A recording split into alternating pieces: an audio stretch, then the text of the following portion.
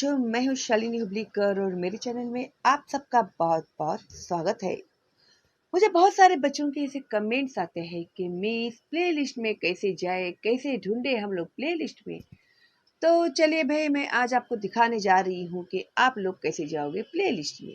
ठीक है, तो सबके मोबाइल इसी तरह से होते हैं। ठीक है, आपका भी यूट्यूब की तरह आप लोगों ढूंढो। ये मेरा यूट्यूब यहाँ पर है, देखो इसे मैंने क्लिक किया मैंने उसको। क्लिक करते ही यहाँ पर YouTube का जो चैनल है वो खुल गया। ठीक है, उसके बाद आप लोग जाओगे सर्च में। ओके, तो सर्च में यहाँ पर आप लोग टाइप करोगे शालिनी हुबलीकर। आपने टाइप किया, फिर आप इसे करोगे सर्च। जैसे ही आप लोग सर्च का बटन दबाओगे तो ये मेरा जो प्यारा सा छोटा सा फोटो आपको दिखाई देगा। तो उसे जरा बहुत ही अच्छे से धीरे से क्लिक करना तुमको। ठीक है, बहुत जोर से मत करना वरना मुझे लग जाएगा। तो देखो, अभी जैसे ही तुम लोगों ने क्लिक किया तो शालिनी हुबलीकर का जो सारा वीडियो का ये है खुल गया। तो उसमें होम है, वीडियो है, प्लेलिस्ट है, कम्युनिटी है, चैनल्स है, अबाउट है, सब कुछ है। तो भाई हम लोग को भाई खाली काम है प्लेलिस्ट से। तो हम लोगों ने प्लेलिस्ट के ऊपर क्लिक किया। तो जैसे ही हम लोगों ने प्लेलिस्ट के ऊपर क्लिक किया,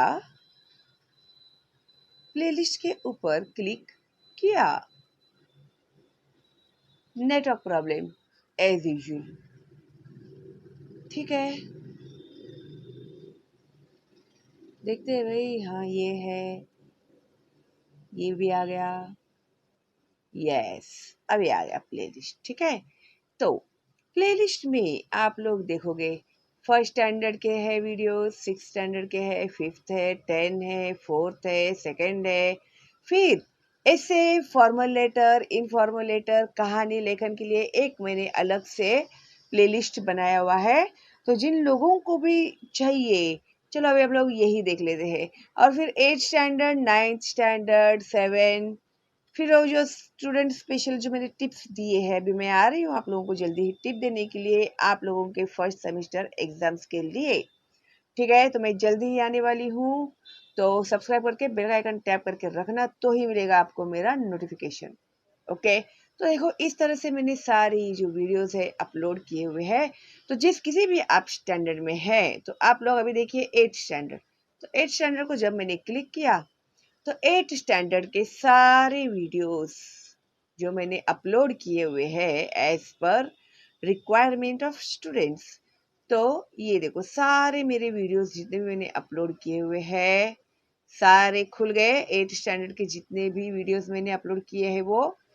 अभी समझो आप लोगों को ये जो चैनल का मेरा लिंक है किसी को फॉरवर्ड करना है, तो आप लोग ये जो एरो है उसे दबाओगे, फिर इसे शेयर का ऑप्शन आता है।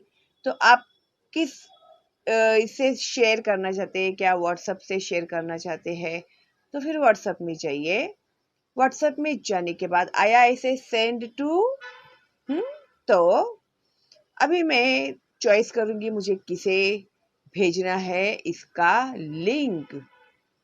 तो ये देखो मैंने यहाँ पर सिलेक्ट कर लिया और फिर मैंने सेंड का ऑप्शन जो है क्लिक किया। तो आ गया 8 स्टैंडर्ड का सारा, मैं प्लेलिस्ट ही भेज रही हूँ किसी को। ठीक है, और उसको मैंने सेंड कर दिया। तो गया ये वाला वीडियो, है ना आसान। फिर जिसे भी वो वीडियो जाएगा वो इधर क्लिक करेगा। क्लिक करते ही मेरा जो चैनल है उसे खुल गया, है ना। हाँ, अगर आप लोग डाउनलोड करना चाहते हैं तो डाउनलोड के लिए है ये वाला एरो, तो उसमें आप लोग इसे डाउनलोड कर सकते हैं। ठीक है, एक एक वीडियो डाउनलोड करो। ओके, तो इस तरह से आप लोग सिलेक्ट कर सकते हैं। फिर अगर आपको स्टैंडर्ड चेंज करना है तो बैक बैक करते जाइए जब तक प्लेलिस्ट न आ जाए। ठीक है, और अभी मैंने आपको कहा कि ऐसे ऐसे अगर मैं दिखाती हूँ आपको, तो देखो माय हॉबी, महात्मा गांधी, फिर गांव का मेला, ये जो सब निबंध लेखन है, कहानी लेखन है, कथा लेखन है, पत्र लेखन है, सूचना फलक है, जाहिरात लेखन है, विज्ञापन है, कॉम्पोजिशन है ना। तो देखो डायलॉग राइटिंग है, सब कुछ आप लोगों को यहाँ पर मिल जाएगा।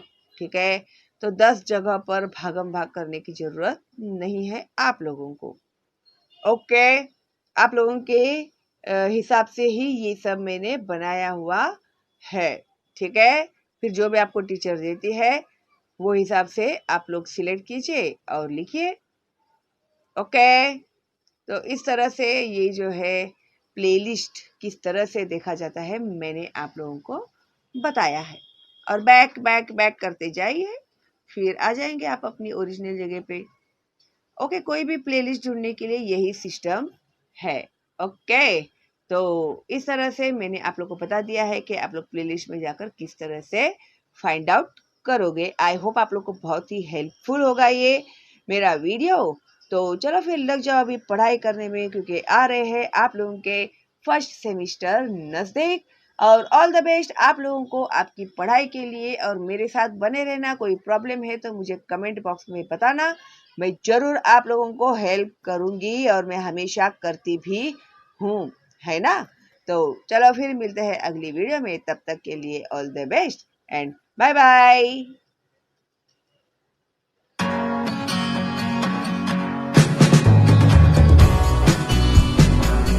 नमस्ते, आदाब, वणक्कम, सत श्री अकाल।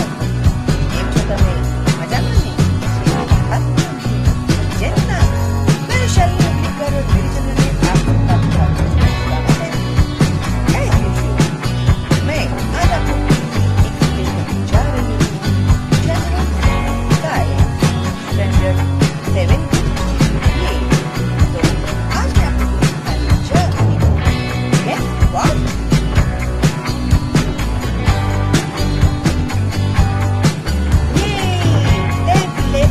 Disaster management. तो आज हम लोग सीखने वाले हैं डिजास्टर मैनेजमेंट।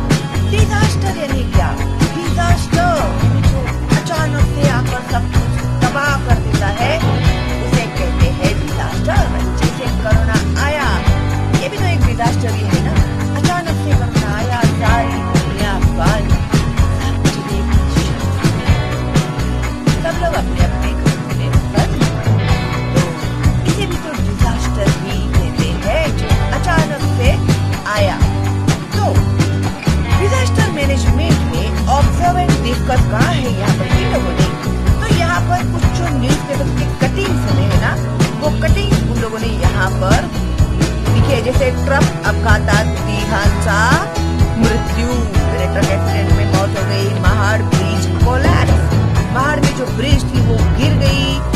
वर्धा वादळाचे चेन्नई थैमान, अभी अचानक से एक तूफान आया और चेन्नई में पूरा तहस नहस कर दिया।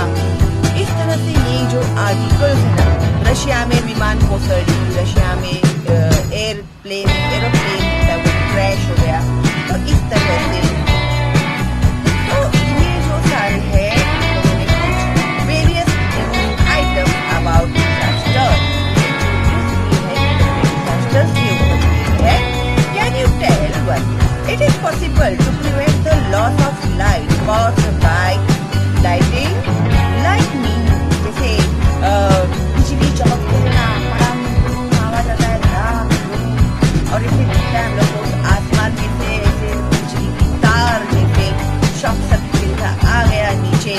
तो आप लोगों ने कभी इसे सुना है कि इससे हम लोग बच सकते हैं, या फिर बिजली गिरता है तो हम लोग अपनी जान बचाने के लिए क्या कर सकते हैं?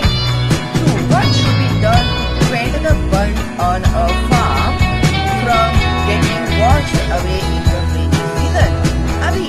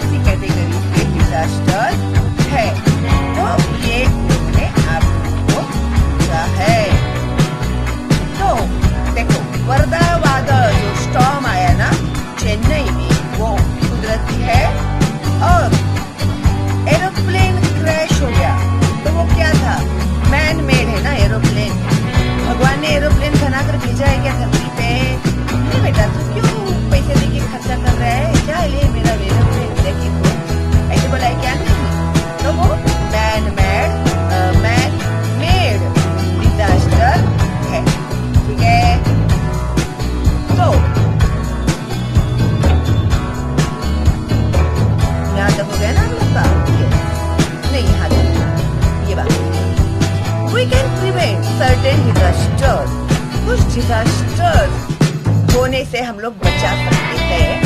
While it is necessary to take precautions in the case of some other disasters, तो दूसरे disasters आने के पहले हम लोग कुछ जरूरी ऐसे precautions ले सकते हैं। Natural and man-made disasters are related to each other। अभी natural disaster और man-made disasters है वो एक दूसरे के रिलेटेड है, एक दूसरे से रिलेटेड है। Natural disaster such as famine यानी सूखा पड़ जाना, लाइटनिंग स्ट्राइक्स यानी बिजली चमकना, बिजली गिरना, क्लाउड बर्स्ट यानी बादल फटना। ठीक है, अभी देखो बादल में से रिमझिम बारिश के बाढ़ आता है और वही बादल एट अ टाइम फट गया तो एक साथ में कितना सारा पानी वहां पर गिरेगा, सोचो। In the weather, there is the possibility of there is the possibility cloud burst, storm यानी आंधी तूफान etc. occur due to changes in the weather। तो ये क्यों होते हैं? वेदर चेंज होने की वजह से होते हैं ये डिजास्टर। तो अंडरलाइन करो इसको। अगर एग्जाम में आप लोगों को पूछा वेदर चेंज होने की वजह से होने वाले डिजास्टर कौन से है, तो वो है famine, lightning strike, cloud burst, storm, flood, वो भी लिख सकते हैं आप लोग। ये सब क्या है? नेचुरल वेदर चेंज होने की वजह से होने वाले डिजास्टर है। There is the possibility of loss of life. तो इसमें क्या क्या पॉसिबिलिटी है? लॉस ऑफ लाइफ यानी इंसानों के, जानवरों के जान जाने की पॉसिबिलिटी है, and damage to property in such natural calamities. और अपनी जो प्रॉपर्टी होती है ना वो भी डैमेज हो जाता है उसकी वजह से। अभी बाढ़ आया, बाढ़ का पानी सब घर में घुस गया, फिर इंसान कितने मर जाते हैं। जैसे 26 जुलाई के समय में 8 फुट और कहीं कहीं 15 फुट पानी ऊपर चढ़ गया था बम्बई में जब बाढ़ आई थी। तभी कितने सारे लोग जो घर में बेचारे सोए हुए थे, नींद में ही उन लोगों की मौत हो गई थी। और जो जानवर थे जिनको तबेले में बांधा गया था, क्योंकि वो जो पानी चढ़ा था ना, अचानक से आधे घंटे में ये पानी जो था वो भर गया था। इसके कारण किसी को चांस ही नहीं मिला जान बचाने का। गाय बैल वो भी बेचारे ऐसे बंधे के बंदी ही सब मर गए थे। कैसे छुड़ा पाएंगे ना वो लोग अपने आप को बेचारे। और 8 फुट अचानक से पानी अगर ऊपर चढ़ जाता है तो क्या हो गया रहेगा उनका, आप लोग सोच सकते हैं। Very bad. तो ये भी क्या है? नेचुरल कैलामिटीज की वजह से डैमेज हो गया, प्रॉपर्टी का डैमेज हो गया। अभी समझो, अभी ये जो गाय बैल जिस आदमी के मर गए उसका लॉस हुआ है ना। अपने घर के अंदर पानी चला गया, फिर टीवी फ्रिज, अपने घर में के सामान जो खराब होने वाले चीजें थी वो भी खराब हो गई है ना। तो प्रॉपर्टी का लॉस हुआ क्या नहीं? अगर किसी इंसान की जान भी चली गई तो वो भी लॉस हो गया। Who is to be held responsible for that? तो इन सब के लिए भाई कौन जवाबदार है, कौन रिस्पॉन्सिबल है? What can we do to deal with these losses? और ये लॉसेस से डील करने के लिए, अभी हो गया वो हो गया, अभी उसका सामना करने के लिए हम लोग क्या कर सकते हैं? ठीक है, तो अभी हम लोग स्टेप बाय स्टेप सीखने वाले हैं सब। तो ये है famine, the condition that arises due to long term and severe scarcity of food grains and water is called famine. Underline करो, फेमाइन किसे कहते हैं? द कंडीशन दैट अराइज, एक ऐसा कंडीशन आता है ड्यू टू, जिसके कारण long term and severe scarcity of food grains and water. बहुत लॉन्ग टर्म के लिए न पानी मिलता है, न खाना मिलता है, न अनाज मिलता है। ठीक है, स्कर्सिटी यानी क्या? कमतरता, बहुत कम मिलना, बहुत यानी बहुत ही कम मिलना, सूखा पड़ जाना। तो सूखा पड़ता है इसका मतलब क्या है? पीने के लिए पानी नहीं, खाने के लिए राशन नहीं, ठीक है। जब ये लॉन्ग टर्म के लिए चलता है ना, उसे ही कहते हैं फेमाइन। अंडरलाइन किया आप लोगों ने? पेन से लेकर नहीं बैठते आप लोग, रे बाबा क्या करने का तुम लोगों का। ठीक है। Famine can be very severe, बहुत ही वो सीरियस हो सकता है, बहुत ज्यादा भी हो सकता है। Although the main cause of famine is natural phenomena, yet a famine condition is created by some human activities besides some natural events।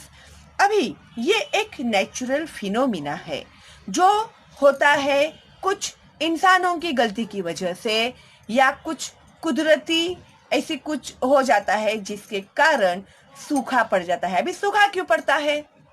बारिश नहीं आएगा तो सूखा पड़ जाता है, सीधी सी बात है। अभी बारिश क्यों नहीं आता? बताओ तो जरा, क्यों नहीं आता बारिश? हम लोग का हो गया ये।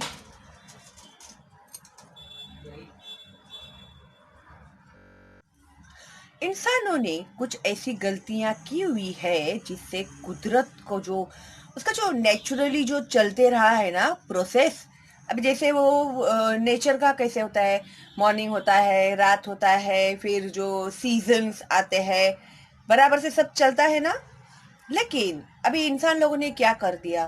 पेड़ काट दिए, फिर जो नदी थे, तालाब थे, उनको बुझा दिए, और जो समंदर की जो खाड़ी होती है उसको बुझा दिया उन लोगों ने, और वहाँ पर बिल्डिंग्स खड़े कर दिए।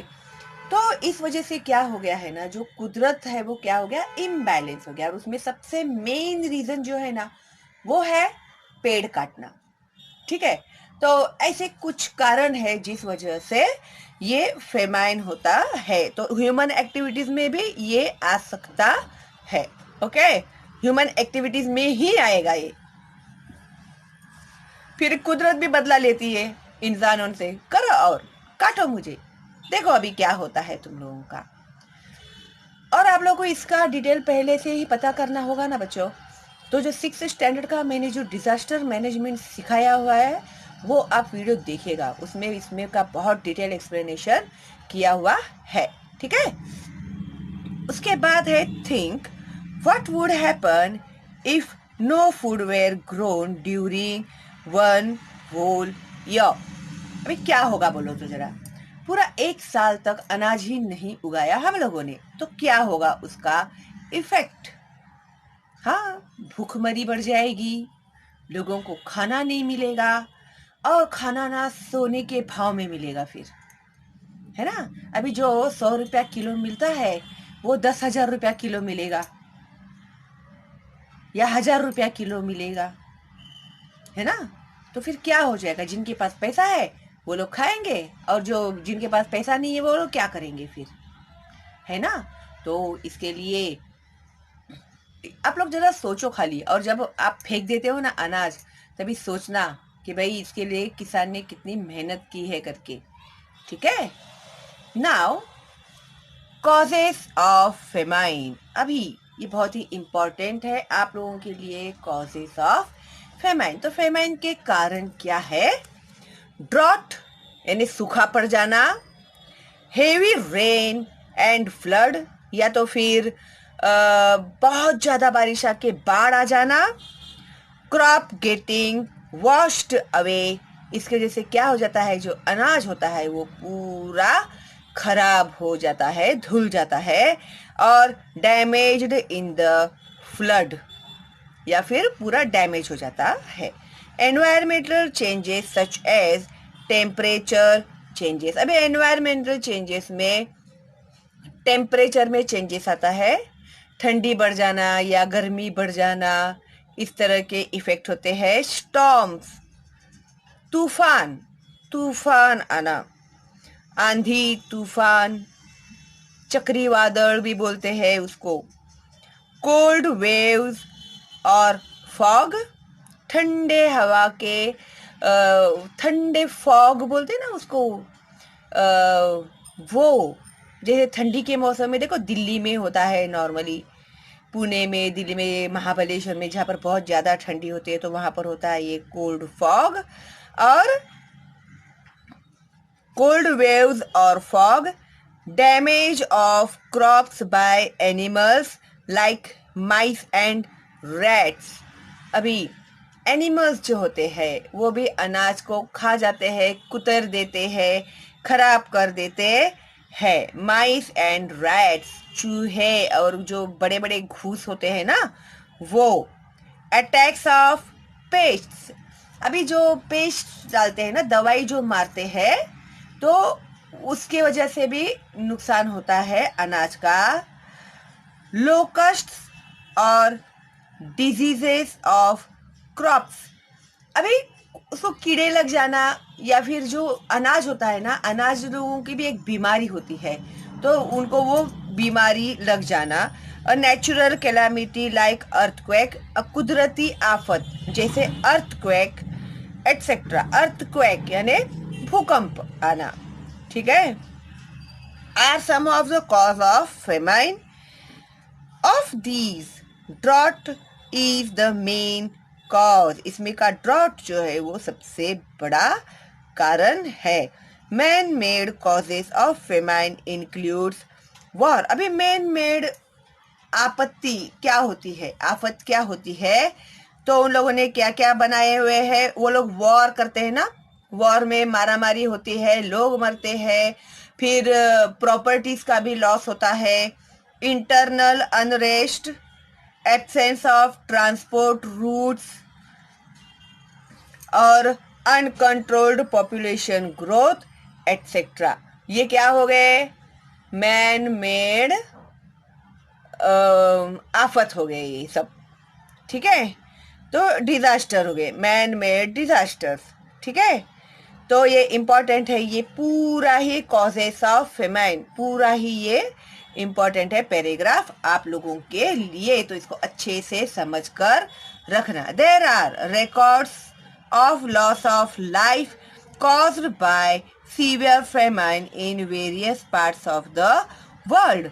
अभी ये सीवियर फेमाइन की वजह से दुनिया में बहुत सारे लाइफ का जो लॉस हो गया है. Asia has turn out to be the most famine affected continent of the world. Underline करो, दुनिया का सबसे ज्यादा फेमाइन अफेक्टेड कंट्री कौन सा है, तो Asia. Okay, continent, sorry, continent कौन सा है, तो एशिया है. Majority of the famines occurred in drought-prone and flood-affected regions. Among the most dreadful famine that have occurred in the world are the famine that affected India and China. तो ये जो Asia में, Asia continent में जो सबसे ज़्यादा effect होता है उसका ही असर जैसे होता है क्या, सूखा पड़ जाना, बाढ़ आ जाना, और ये जो भयानक अकाल पड़ता है सबसे ज़्यादा इसका इफ़ेक्ट कहाँ पर है, एशिया कॉन्टिनेंट में होता है, जिसका असर होता है सारी दुनिया पर, और सबसे ज़्यादा अफेक्ट होता है इंडिया और चाइना के ऊपर. ओके, तो ये जो पैराग्राफ है ना बच्चों बहुत ही इम्पॉर्टेंट है, ठीक है. एंड अभी तक जो मैंने आपको सिखाया है आई होप आप लोगों को बहुत अच्छे से समझ में आ गया होगा, ठीक है. और इसके आगे ये जो है ना, are we responsible for famine, ये मैं आप लोगों को सिखाने वाली हूँ पार्ट 2 में. तो आज आप पहली बार देख रहे हैं और सब्सक्राइब नहीं किया है तो प्लीज़ सब्सक्राइब कीजिए और बेल का आइकन टैप करना मत भूलिएगा. ओके, और लाइक कीजिए मेरे वीडियो को और फॉरवर्ड कीजिएगा मेरे चैनल का लिंक अपने दोस्तों को और रिलेटिव्स को, क्योंकि अभी सब ने शुरू कर दी है एग्ज़ाम की तैयारी और मैंने भी ज़ोरदार शुरू कर दिया है आप लोगों को हेल्प करना. कोई डाउट है तो आप लोग मुझे पूछ सकते हैं कमेंट बॉक्स में, कोई डाउट नहीं है तो एक थैंक यू तो मेरे लिए बनता ही है ना. और सबसे इम्पोर्टेंट बात, आप लोगों को जो भी लेसन्स देखने हैं, ऐसे देखने हैं, क्वेश्चन आंसर्स देखने हैं, तो पत्र लेखन, कथा लेखन, कहानी लेखन सब लोग आप प्ले लिस्ट में जाइए, आप लोगों को फर्स्ट स्टैंडर्ड से लेके एसएससी तक के सारे वीडियोस मिल जाएंगे। आप लोग जिस स्टैंडर्ड में है या आपके भाई बहन है तो प्लीज़ आप लोग देखिएगा, और अपना जो भी डाउट है तो पूछे, नहीं है तो वेरी गुड। और अगर आपके एग्ज़ाम चल रहे हैं तो आप लोग को all the best and bye bye. अभी मिलते हैं जल्दी ही पार्ट 2 में।